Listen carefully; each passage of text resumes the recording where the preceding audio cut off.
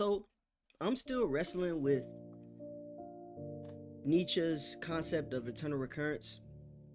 And one of the things that I believe is rooted in Neoplatonist metaphysics, Christian Neoplatonist metaphysics, so like Augustine. And it's this idea that the whole of who we are is contained in memory. And maybe we can turn to Parmenides and find, or Plato, and find some other examples of this kind of talk. But if that really is true, if the whole of truth is contained in memory as argued in Augustine's Confession, then what we remember about suffering, the suffering of others, has to be included in our consideration of eternal recurrence. Nietzsche says that the heaviest weight is sort of grasping with the possibility of living every aspect of your life down to the same air hitting your bones over and over and over and over again.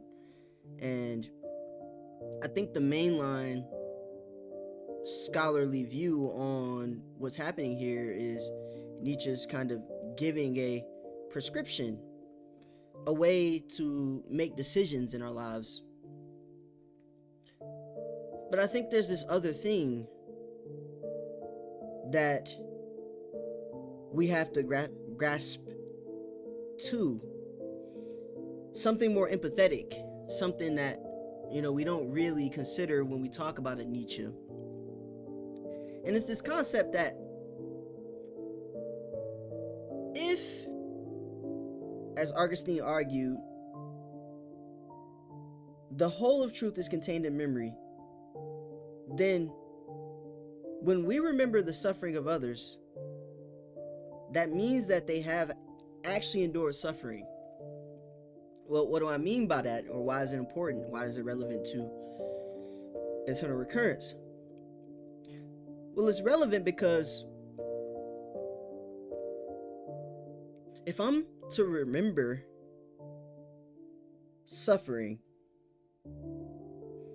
of those around me, not just of myself, then these are moments that, if eternal recurrence were a real thing, I would experience again and again and again and again and again. And that's a tough idea for me.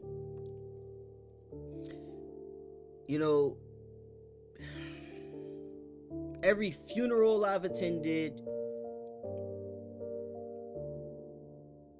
every sad story I've heard, even moments in history,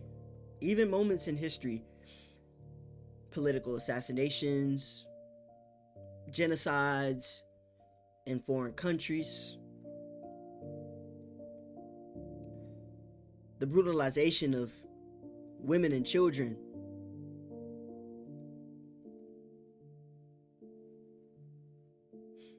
These moments,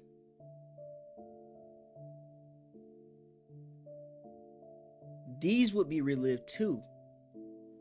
So I don't think we can quite make it about personal decision making. I think it's a bit oversimplified in that way, because when you think decision making, you think yourself as an individual. You think, what am I gonna do? How do I make a decision that'll make me want to live this life over and over and over again, or at least be comfortable living this life over and over and over again? But I think there's this other question, though. I think it's a political question, because it's concerned with how we arrange society. And that political question being, if I knew that a decision that I would make could result in the suffering of others, the perpetual suffering of others, would I still make the same choice? And I think that's really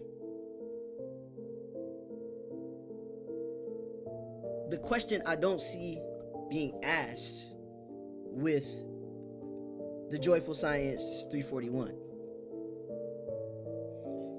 And I've been talking to a Nietzsche scholar about this. He pointed me to parts of Human All Too Human where Nietzsche seems critical of people who are concerned with themselves over a collective we. And, you know, reading that passage, I do think there's some strong ground to suggest that Nietzsche's eternal recurrence is not just simply about the individual making a decision for himself.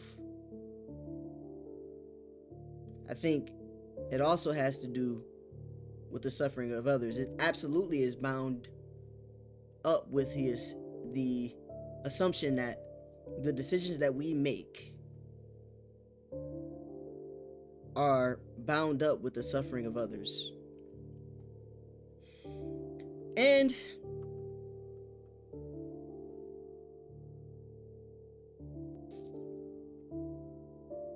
I think that's incredibly tough to wrestle with in itself.